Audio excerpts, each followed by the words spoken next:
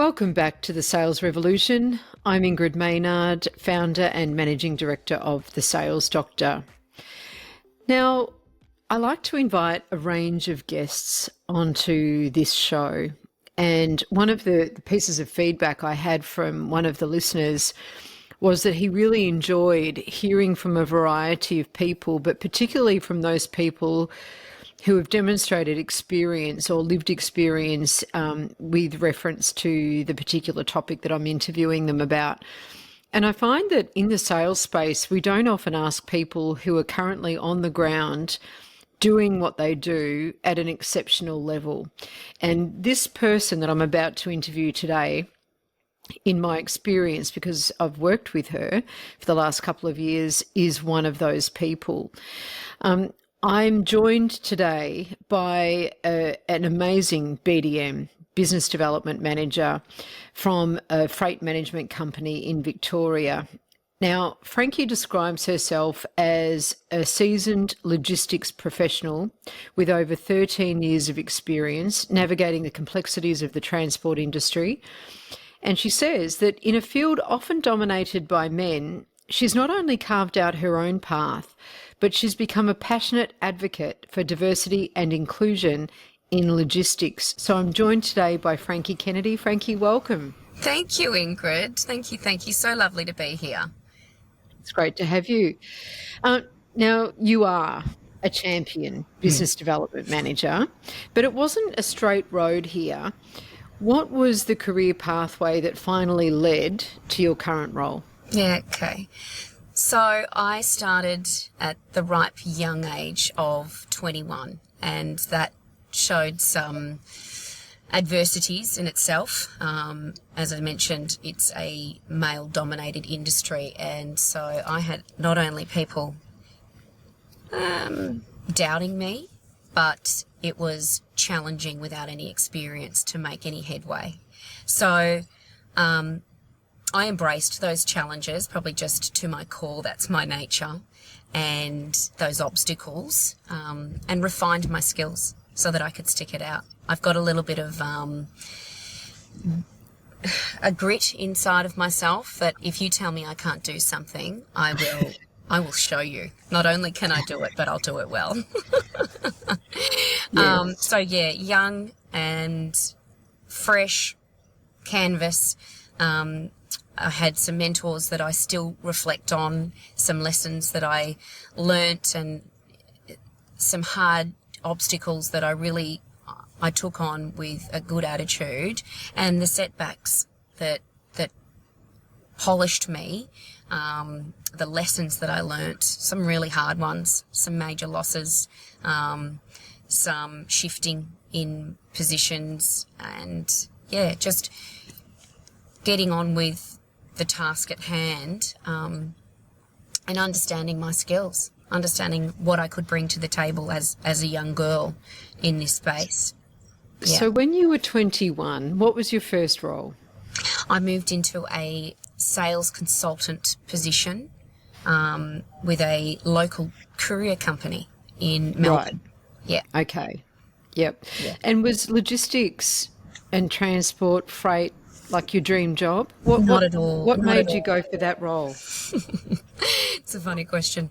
I fell into it. I was working in the fitness space, which was my passion. And I got in from personal training. I went into membership consulting. I need more hours at the gym. So they said, look, this position's available. Why don't you give it a crack? Which I did. I sold something like 40 memberships in a month, which was unheard of to their previous predecessors. And I was young and it was fun, and I just saw it as fun. But I realised that I had a skill, and I had a colleague who became a friend, and he said, I work in the transport space as well as this. He was a personal trainer. You should try that full time instead of membership consultancy. There's no correlation to the two at all, but it was here's more money. So I went, there's the carrot. Okay, I'm 21. I want to buy a house. I'll take what's on offer. It probably took me 3 months to realise that I was at times frightened, at times nervous, and maybe a little bit of both, probably both. And I had a lot of people that didn't believe in me. So you wouldn't imagine those sorts of feelings would spark up through a job like, you know, a sales consultant in a local taxi, truck and courier company, but they did, and they were very real for me. So you tell us about the approach to get new business in a courier company. What did you have to do? I had to make 100 cold calls a day. No exceptions. I wasn't allowed to leave unless those calls had been recorded, which they were through the technology that we had at the time. 100 cold calls a day. Those are the days in the office, which was 3 out of 5. And can I tell you the amount of rejection that I got compounded the belief in which that I couldn't do this and that this wasn't the right job for me and that maybe I should consider going back to the fitness industry and all of those sorts of questions that I had for myself. And it became very real that I needed to pivot here. But yeah, 20 cold calls, 20 appointments and 100 cold calls a week. So 20 appointments. Okay. So are you saying that for every 100 calls you made, you had to get 20 appointments? Yes. Okay. So that's so 20% conversion rate. That's not bad on cold calling. How did you go? Did you do it? Yep. Why am I not surprised about that? But as we look, I know at the time it might have reinforce some negative beliefs that you might have had either about the career choice that you made or about your skill set. But looking back with 2020 hindsight from the position that you're in today, when you realise that you were making 300 cold calls, facing all of that rejection, making 60 appointments a week, what are some of the skills that you learned in just the sheer volume of doing those sorts of activities? A lot of resilience. Yeah, a lot of resilience. It was make or break. You're either going to do this with people in the background that tell you can't, with no means of transport, and it was public transport in Victoria, so with all of the challenges that I decided to take on, it was make or break. So the resilience is what stands out to me for the most part, comparing then and now. But in segments, I would say I've learnt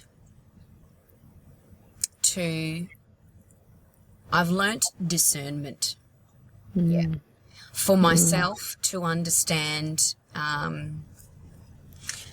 the potential opportunity, the person I'm selling to, the magnitude of the business or the scale of the business that I'm selling to, and to discern whether or not it's a possibility or if it's a dead end. Fabulous. Now I want to dive into your technique in a little bit, but before we get there, you're now in the freight management business. For those people who might not know what freight management is, because it is different to working for a freight company, can you just describe what freight management actually is? Sure. So I'll quote one of my sales mentors in the current time. We live in the space between the carrier capabilities, and there are various because there's so many transport companies, and the customer expectations. So I can describe it as you might be aligned to use a transport company it's a great pallet carrier. You're getting pallets across the country. Now, the pallet carrier's got a really sharp rate. They've got available vehicles in your area, and you really want to use them for that. But they don't offer tracking. They don't have the sophisticated technology, and therefore you're left in the dark with communication. Coupled with using a freight management system, you'll actually get that communication piece that's missing from the carrier itself. So we offer a service that manages freight in a way that allows businesses to focus on what they do best. Yeah. So transport is fantastic. it's a huge part of businesses that's often not factored into their own sale. And we just help introduce manageable bite-sized pieces to do that. Incredible. Frankie, thank you for that description. Now, I want to get into a little bit more of the nub of the skills that you bring and the skills that make you successful as a BDM, because getting new business is really tough. You know, we often in sales leadership look to people that are really good at getting new business, and sometimes they're quite different from people that are good at keeping business or growing existing customer base. So when I look at a new business person, we know that, you know, you need resilience, you need tenacity, and you need to show grit, some of which you've already outlined, you know, are qualities that you possess. Can you talk us through your current approach to the way that you cold call, but how you turn that cold call into a lead into an opportunity, and then an opportunity into a customer? Great question. I want to answer it in three parts.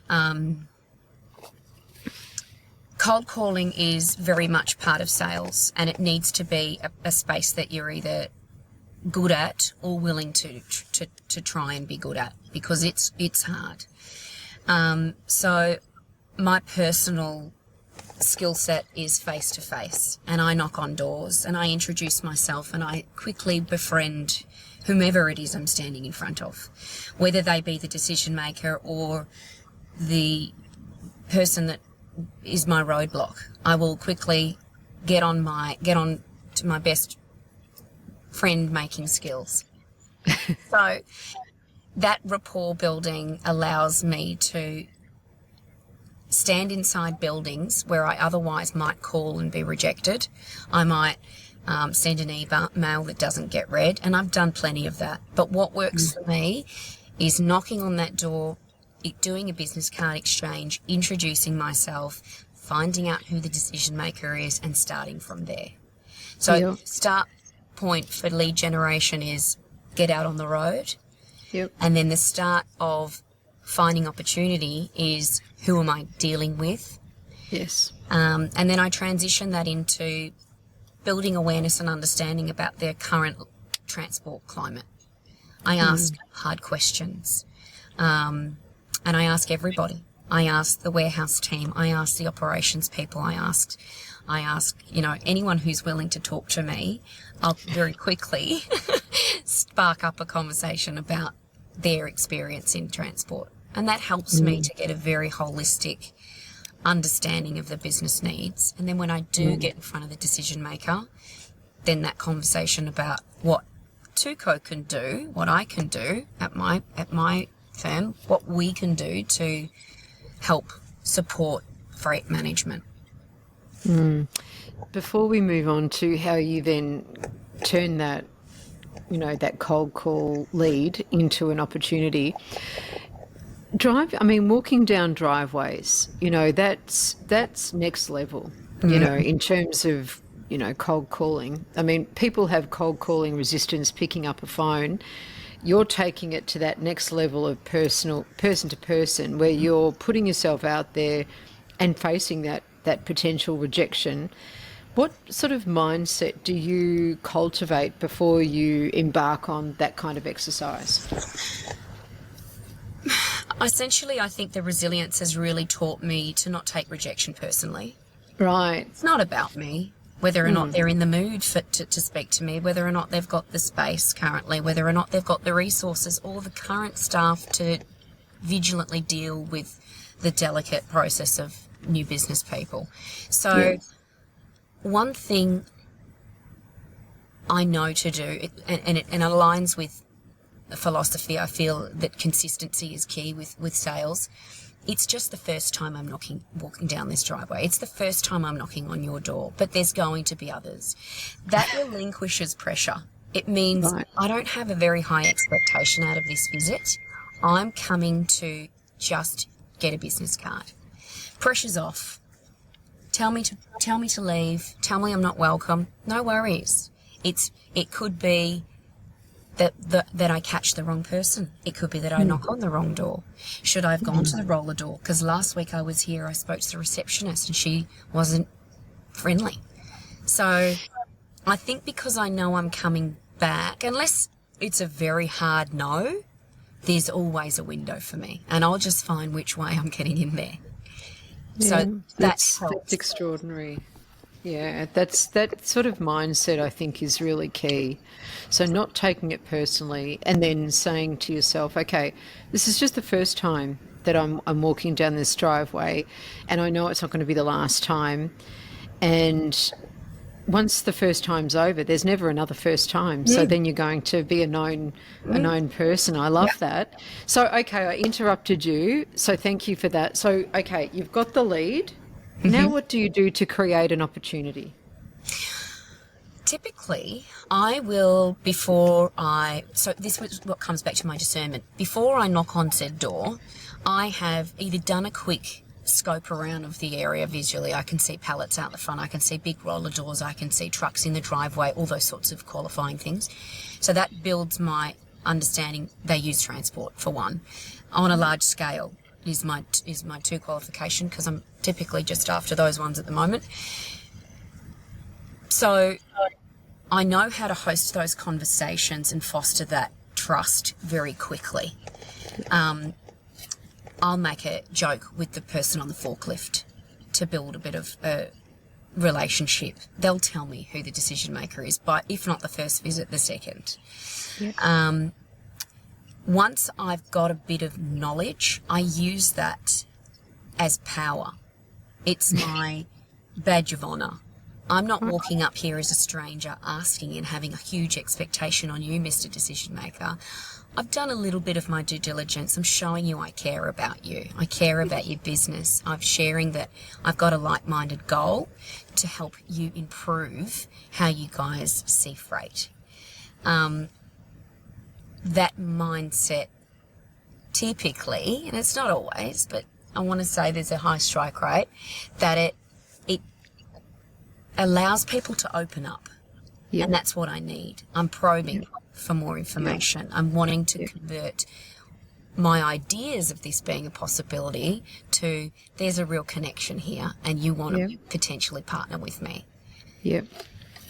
Yep. Amazing. Okay. So then you take that information back. You've done some qualification. You've got some names. You've got a bit of an understanding of the scope of the opportunity. What happens next? How do you then turn that into a face-to-face meeting where you're actually presenting about TUCO, which is the freight management company that you work for, and a very, very dear client of mine. But how do you turn it from that into that? I want to say there are a lot of hooks in the process. So I'm trying to encourage that, you know, I'm not just here to make friends with you. I want to partner with you. So those little hooks start from the first initial interaction. And then I start soft closing. So I'll start inviting them to consider what it might be like. When they talk to me, if I'll ask some hook questions like, I'll give you an example, and I think this is something that you've cemented into me. Hypothetically, I've got a magic wand. I can come out here and do anything with your transport space. Put me to work. What would you have me do? That might be one question. Or I might say, I'm here looking to work for you. I want to work for you, Mr. Customer, so that you can focus on doing what you're doing. What am I doing if I'm your staff? And they'll start telling me what their problems might be. And in there, I'm listening, but I'm finding ways to hook myself in. When I ask for the chance of partnership, which is how I'm opening these gates, I'll use those hooks back to them. You know, remind them, you told me that you're currently using their incumbent, but you're not getting a clear enough communication. So let me show you, because I know that I've got something really precious and wonderful and fantastic, but I want to show you how you can better your business through what I know. So just getting them thinking and envisioning us as a partner opens them up to having a meeting. So I keep planting the seed about a presentation. So the presentation comes once I've collected some data, we've done an analysis, we've found out that, yes, there are ways of improving the business, and then I go out and present those ways and present our solution. And the solution is the final hook, because we'll structure our solution in a way that you really don't want to say no to it. Yeah. And that's something my company's really good at doing. And then I just pretty it up with my skills. I love how you say that. I just pretty it up with my skills. But see, I think by identifying those hooks early on, you can then present back in a way that's really relevant to the things that they've told you matter to them. Yep. And you can talk about that new future, you know, because you've already created it in that first conversation, then you can link back to that, which is really key. So, I mean, that all sounds great. Like, let's just say that they say, yep, that works for us. They come across, but that's actually not where it ends, because just because they've signed a contract with us to work together, it doesn't necessarily mean that they're going to start, using FreightMate, which is our technology, or that they're going to start, moving away from what they've done before into our new world.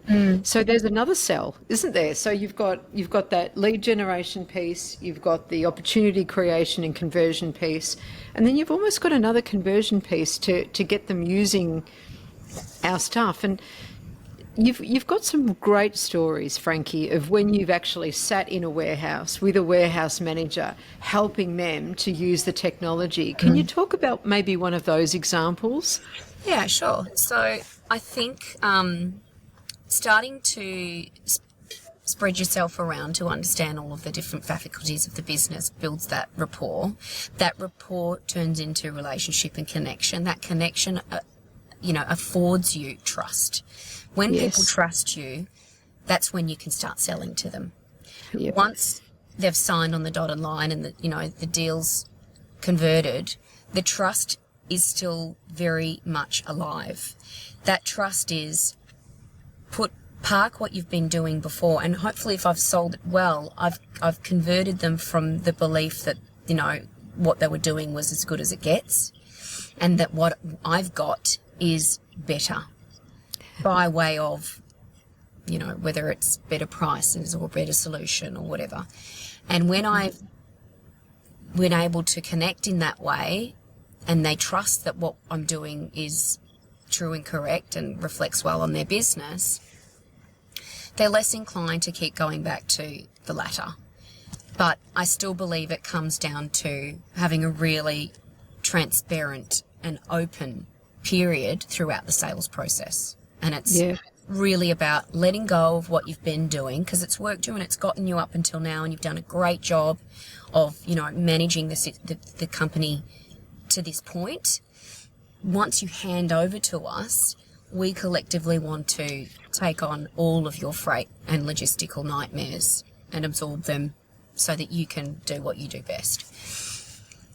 It's really easy in the initial phases of that connection to prove that to people.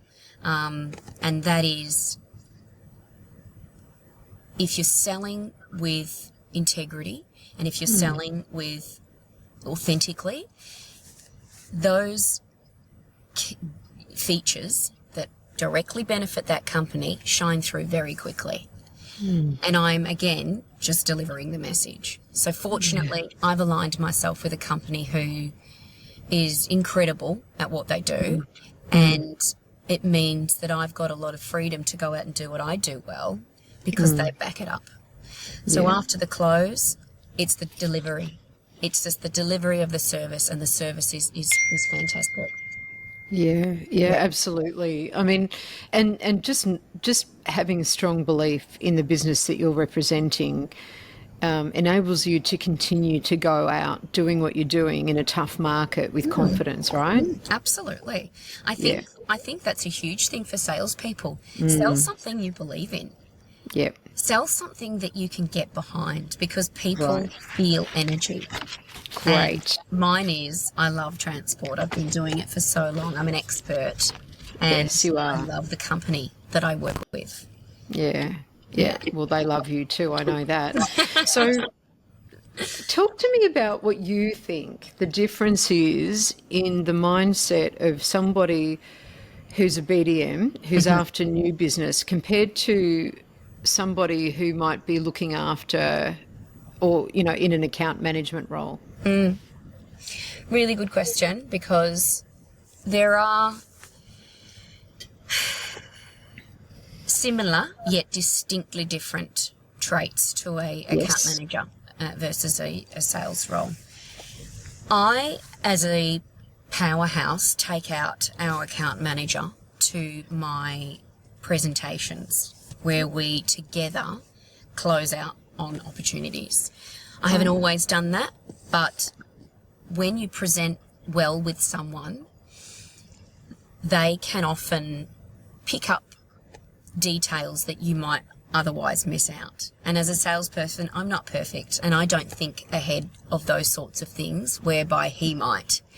Right. So yes, we have some very similar attributes, and I've worked with many account managers and many salespeople, and there are some similarities, and I can see, I would describe myself as a salesperson, I'm a hunter and gatherer. So I find that the needle in a haystack, Yeah. whereas the account manager mightn't have those skills or patience or energy. Yep. So it takes a lot of those things, and that's what I've got, and I've refined those skills to bring on new business opportunities and connect them to the company. Yeah. The company's job is then to keep it. The account manager's job is to manage it. Yeah. I'll set up the framework by listening intently to what's important to the customer, Yeah. that this is what they need in order for us to be better to their current solution. They need these layers. Yep. That framework's built then by myself and the account manager, and then the account manager's got to uphold those expectations and those commitments that I've made. Yep. If I'm good at my job, I make them well, I make them realistic, I make them fair Yes. through. Yes. But yeah, the transition between an opportunity to a smooth running customer involves myself and account management vigilantly understanding each other and each other's skills, mine being hunter and gathering, his being, grooming and maintaining, and how can we lean on each other for support. And yeah, I've fortunately had some really good experiences with working with account managers in transport, and they're a vital and crucial part of the solution. Yeah. Yeah, absolutely. So, I mean, at Tuco, there's two very distinct roles, but some companies don't have that luxury. They've got salespeople, and those salespeople need to do both. They need to create opportunity, go out there, hunt, gather, dare I say, kill, bring back, and continue to feed the business with that that account. What would you say to those people who have to do both? Do you have any advice that you'd give to them, first of all? I think it's really important that sometimes, to acknowledge that sometimes salespeople skim over the finer details. Okay. There's a lot of chaos that goes on in sales, and it doesn't really matter if you're selling gym memberships or if you're selling transport solutions. There is a lot of chaos that goes on, and managing that often you can get caught up in it. You can get bogged down in the emotion of it. You can get caught up in the dialogue that one person said this and another person said that. I would strongly advise, through my experience, is that listening has been the biggest key for me. Listening, and you mightn't understand what you've heard at the time, and that could be for many reasons, but somebody in your business will. So it's very worth being thorough with what you've heard and taking notes and doing meeting minutes and sharing what you've understood for somebody else to pick it apart, whether that's the senior management if there's no account managers. But yeah, listening's really been a skill that I've refined throughout the years that's helped me in my journey from getting a sale and keeping a sale. Yeah. Yeah. Yeah. Fantastic. Now, that's great advice for those salespeople. What advice would you give to sales leaders who are wanting to bring out the best in a salesperson that has to do that dual function of, winning new business and then keeping it and growing it? Yeah, for sure. Good question. I've got enormous amounts of autonomy. I'm currently working in Queensland and have been for some years now, which is great, and I love it here. We're based in Victoria, and so that leaves me with a lot of trust that I have to transpire that trust into effort and hard work. That, I'm doing what's required of me, and I'm doing, and some, in some cases. If I was a sales leader and I was taking on people that didn't have account management, I think the biggest thing that I'd look out for is sometimes you've got to give people enough rope to hang themselves, because it is a bit of do or die. And right. if I think you learn very quickly if you can do it on your own. And I think that's something that's really helped me. I think I was thrown in a bit of the deep end in this role, and I don't know that I otherwise wouldn't have succeeded. It was really challenging, and I embraced those challenges. To learn freight management was a huge adjustment from where I'd come from. So knowing who you're working with, understanding their skill, their level of skill, and allowing people to lean into those skills.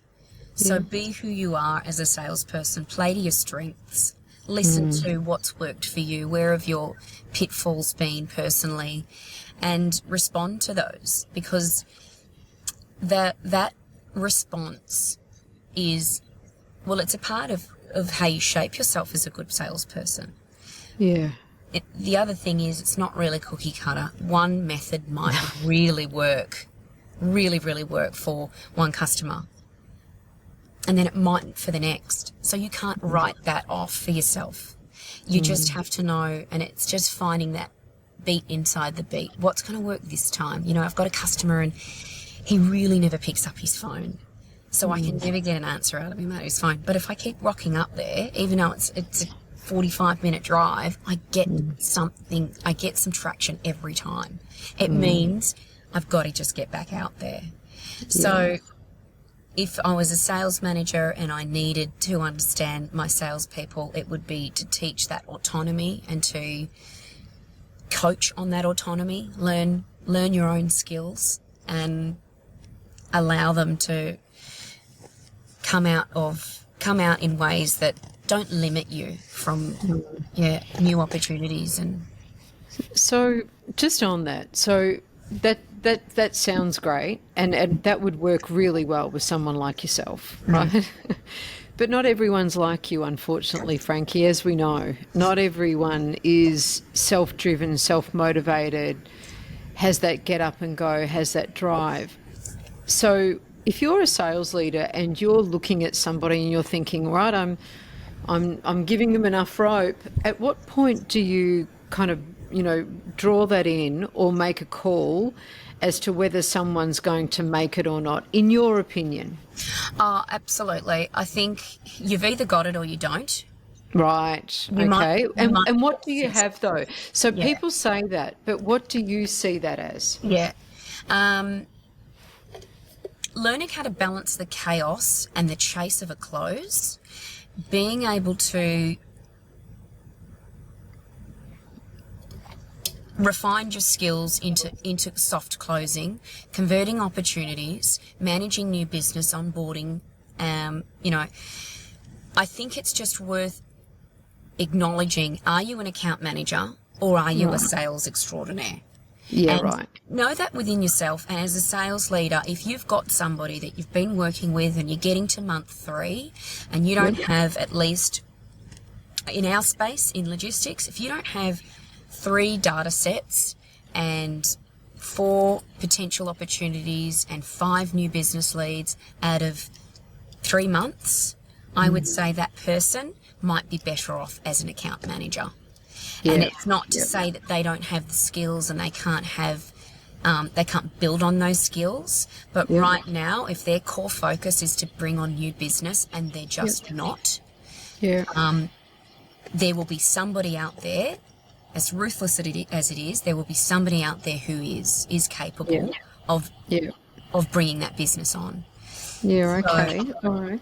That's really, I love the perspective that you bring, you know, from somebody who's doing it, you know, giving your perspective to sales leaders. That's great.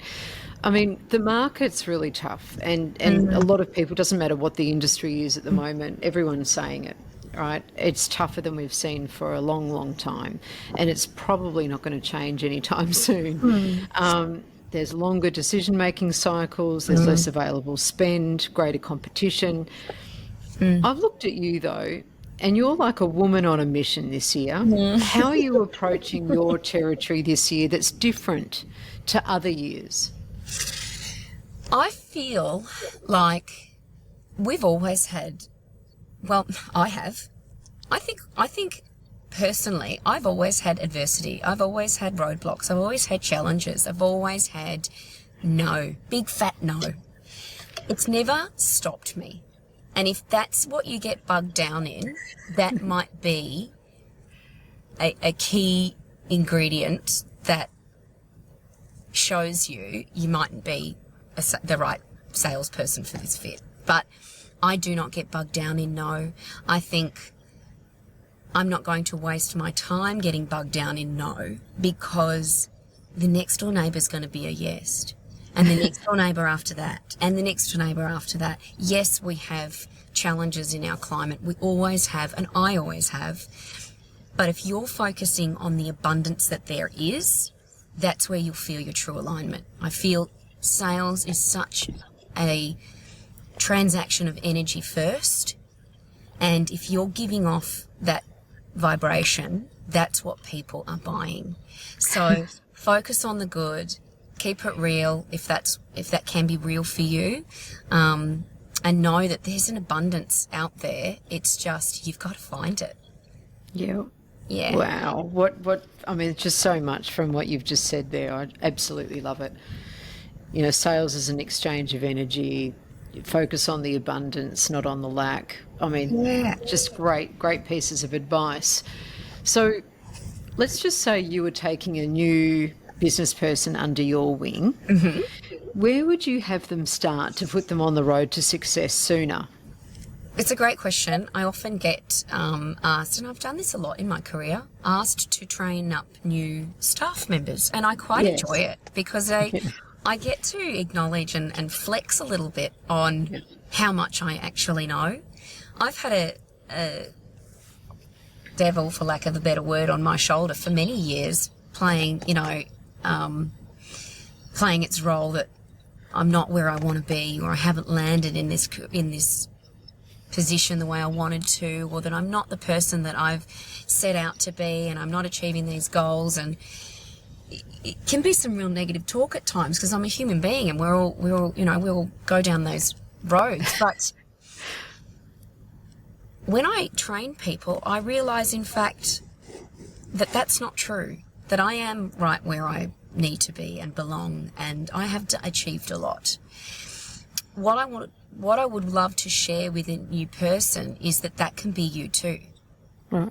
So it feels a little bit more like coaching, and I've had a bit of that to know the difference between training and coaching, is that I'd like to share a bit of the way I feel by sharing my story and little snippets, little experiences I've had and little roads I've been down and thoughts I've had, and, you know, when I've done this and when I've sold to them and when I've said this and what's not worked.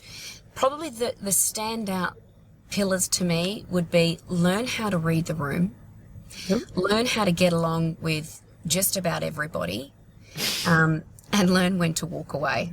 Right. Yeah. Learn how to read the room. Yep. Learn how to get along with just about anybody or everybody, and learn when to walk away. That's fantastic. So, okay, and what pitfalls would you have them avoid? I mean, we'd all love to kind of, you know, go back in our careers and, you know, and pull ourselves aside and say, well, you know, if you don't do this, this and this, you're not going to have, you know, X, Y, and Z. Would you be helping them to not stumble across things that they don't need to? I'm thinking about myself, the younger me, the 21-year-old me, and I want to save her from those phone calls. But they actually served a really good purpose. Right. They truly did. So I think do the hard work. You do have to jump through hoops. You're not handed and awarded skills. You build them. So I think do the hard work. I wouldn't avoid anything. When it comes to selling, because of the energy that it takes, both within vibration and with like physiological energy, I wouldn't avoid anything. Yes, there are pitfalls, but I think you pivot those pitfalls quickly to refine your skills and hone in on what works. I mean, that's probably a bit ambiguous and vague, isn't it? I think the challenges and the pitfalls, they play a role. I think they serve their purpose, and they play a role, and they certainly have for me. And I think it's because of those pitfalls that I'm at where I'm at. Yep. Yeah. I agree with you, Frankie. I mean, I know that there's, you know, lots of analogies like, a pearl is made, you know, by having that piece of sand, you know, against it. You know, that's what creates a pearl. Diamond is forged under pressure, and steel, you know, is strengthened by going through fire. You know, so we need to do that, and we need to take that on. I think that you haven't been ambiguous. I think you've been incredibly frank. Sorry, pardon the pun. But I really appreciate that, you know, that insight as you look back and you see that young person picking up the phone and going, I'd love to save her from that, and yet I don't want to, because I know that she's going to learn some amazing skills and it's going to fortify her for the roles that she'll have in the future. Frankie, I would love to call you the unstoppable Frankie, because you really are. You're literally unstoppable. I am so grateful that we've had the opportunity to work together. It's been wonderful. And I look forward to seeing your continued success. And I really appreciate you coming on today. As am I, Ingrid. Thank you so much. It's been a pleasure. It's been a pleasure. And I am a listening fan, so I I really enjoyed the podcast, and it was great to be a part of it. Thank you. Thank you. Okay, you've been listening to The Sales Revolution. I'm Ingrid Maynard. And to find out how The Sales Doctor can help your organisation to transform its revenue, growth and profit, please email me at ingrid@thesalesdoctor.com.au.